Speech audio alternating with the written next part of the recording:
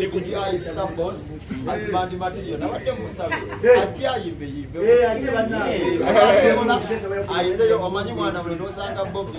ebintu bikyuka kati nange nabadde awo ekyo ne kingamba posting a BDI we musabe oyo musajja so Star Boss Nitida yotulabe ako omukwe mukomye bwana bali musubire ku stage ngazanya so Spice wali banaye nnyo ate nga ndowooza Spice yayinza okugalawo okusookera ddala muganda wange atutwakirewe n'ajja leero ku mpoozi yange neyanziza nnyo katonda akwekyo osinga okwagala avudde ku TV avudde ku radio azze ku lulu ku transport wo neyanziza nnyo njagala nsooke njogere ku show yange the best of me is to fun nalina okukola show mu gw'omukaaga ne Alex Mwangi Zakalero kimanyi meeting walingamu naye waliwo ebyatambula bulungi of course nensalawo postponing so nali ninota posta naye nga baganda bange bakoze nenindako bamale show yange okusookera ddala nze kikkaatiriza mbu tukolera basponsa abakabi bange kikyentegeeza bwemba nina Buganda Kumbucha bwemba nina Simba Automotive bwemba nina Central Properties bwemba nina Trini n'abalala nga nze baba bampa akasente nga buli kugamba kolera nzijeyo ntya akasente ak'omuvubuka ali eyampagira naye aŋŋanyirwemu ng'omuvubuka show yange saayagadde gitekako kigambo charity naye ng'amazima ya charity it's a charity show njagala kuddiza eri bantu I have a humble background sindi mwana akulidde mu bazadde ne ku kkubo manyi obulamu bw'okukubo we buluma manyi obutabamu n'akasente bwe kiruma manyi okubaamu n'akasente bwe kinyuma era manyi aso bwemenya so nze nga Mikey basponsa bange bonna nga ye mubalaba basuubiza era mbalayirira abampadde ssente tebawera wadde ababiri naye abasinga we bampa ofa y'ekintu kyensobola okuddiza omuntu single mother oyo ali mu owino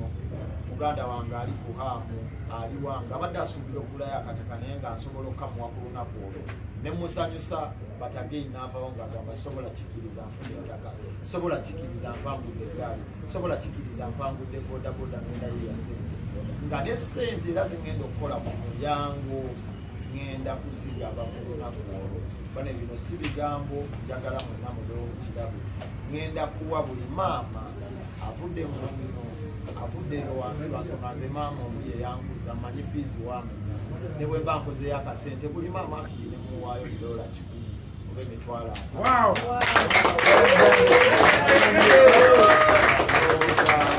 nange ebbanga abantu lye bampagidde jabba nkyusizza ku bulamu bw'abantu kyensinga ofaako abantu be batuwagidde okutuuka bwe tuli bwe mba mu mmotoka nga ndivuga ngambe emmotoka eno evudde mu layikisi z'abantu emmotoka eno evudde mu buuzi z'abantu mu abatulaba bano nabo ne batulaba omuntu ne woba ne waako omulungi naye ng'abantu tebakuwadde time no one will ever take you serious naye mukwata amasimu gammwe ne mutulaba so nze nga Mikey nasazewo ne ŋŋamba nziriza nti abantu sirina kashi nange sirina nnyo biki njeetaaga ettaka lino nyeetaaga amagaali ngeetaaga miliyoni 10 oba zengenda oggawo oba 15 nzeetaaga naye naawe zeetaaga I believe bwe nkola kino ngenda kugula favor esinga ku gye nina kati eri abantu era nange ngenda kufuna emikisa lwansonga buli muntu anavaawo ne bbaasa agenda kunsabira mukisa asabire mukisa so ekyokuzanya ku stage kyemanyi abantu kye batunuulidde nnyo Mikey bagenda kukola ki Mikey bazzaako ki bazanya vidiyo bulungi bannaayo mujje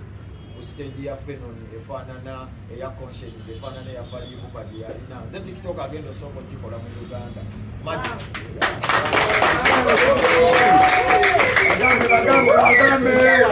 mujje baganda bange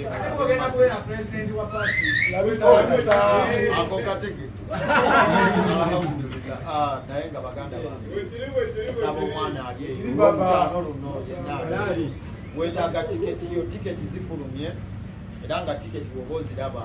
kuliko wina tiketi neyo tiketi bino ebintu waliwo abantu abagamba ettaka eryo baba bafere babigabanga bafere kyokolaba endagaano nagaye bagindeetere bikinammwe nenjibasaba njirina amagaali ngayina school fees naye ngenda mba naye kuba buli lunaku olwo kale newemba wa kisiraani emyaka ino nja kukolayo miliyoni 10 ez'abaza tulina yuga boss ajeetaaga so baganda bange etaaga tiketi eriko wiina neeno kati kyojja okukola bw'ogula tiketi kano okojjoleka mu bawel kusho kuba is a red carpet experience baganda bange kano oyingire nako era tujja kujja omuntu omu mumwe ajje ku stage y'abalonda wiina era osome enamba wemakinga neeyo oli free okuba enduulu wekasuke ojje ku stage tukuwe ettaka lyo tukuwe piki yo tukuwe eggaali tukuwe school fees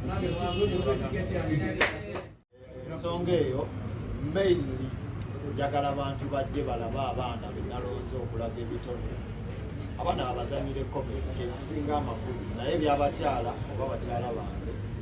oba omukyala okusookera ddala ekya HALA ndowooza tukirinde ku Friday ayinza okuba mwali ayinza okuba taliimu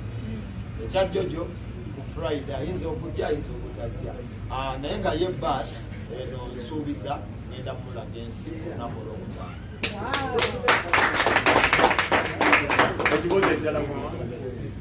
Vision styles or vibe life Mikey never came in the first show you naye lwaki wasazeewo ebeere ya charity watu wandisolidenti wandikoze share okubanga wettaabulula okuva mu bwavu naye nosalawo ensonga nkulu ate mutuufu ndi mwavu obwavu si kibi naye era obwavu kukola n'obuvaamu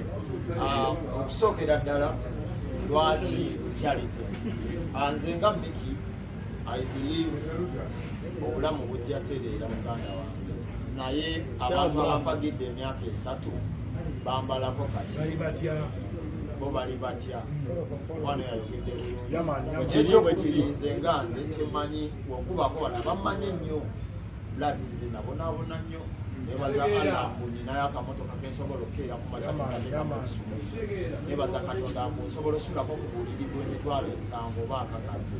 so watyange eyo fiiru gyendimu waliyo omwana w'oku street bayirayo ku nasalondi abaana b'oku street 2 njogera ne bazadde be Saidi ndowooza twagenze ebuzira 2 omu ayagala kwokya byuma omulala ayagala kufuuka makanika I believe on that day nabo ngenda baleeta ba street bazeeyo ku ssomero bansonange nze nali nziruseke waka neneewagula nengenda ku kkubo manye empewo eyo weeruma manyi okwebaka ku muntu anya sigala buli kiro so I believe watyanga nsobola okuba mwene embeera nze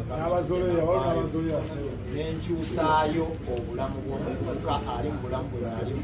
nenkyusaayo abavubuka kale 15 so sente njazifuna muganda wange sente eziwulira muli naye asooke kino kiveewo njakola ate mbadde ninanga busho mbadde ngendanga ebweru okubaalibwa nenkola ku busente that is all support era nga sijja kulimba mbu nakola sente ntono mbadde nkola kasente so how about I give back to the people I'll come in big and stronger. Oh yeah!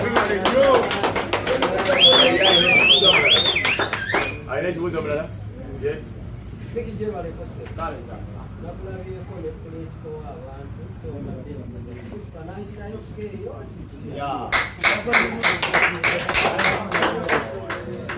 mwana okuva we nasanga Bobi amaanyi mangi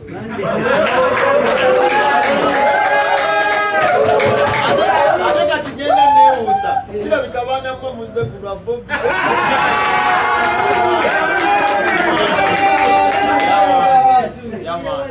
principal ekyokubaawo sisobola kisuubiza naye nga ninawo honorable wamwogere nyeko Derek agenda obanga gesitofunawooza n'omukyalo omu ava ebweru eyo naye agenda oba gesitofuna netunaalabire so Spice mumusuubire ku stage ng'azannya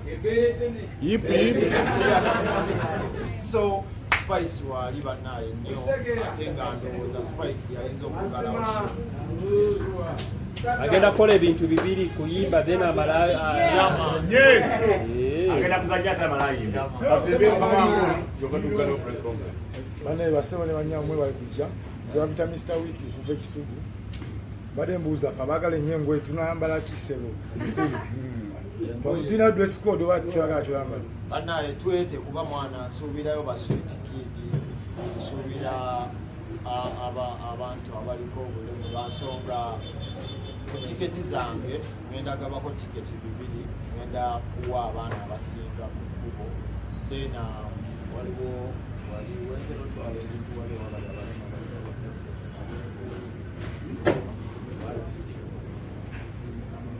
yeah, so buli omu ayambale kyanasobera tuzeseka sigenda gamba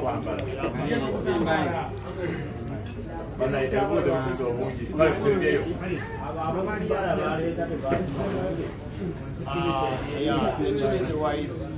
Fenon events teri atakimanyiyemu events company esinga okuba organize tusuubire ekisinga omuntu jangu nga bwoli essimu yo ginyige nga ali e Dubai tukwatire mu bbanga eriseefu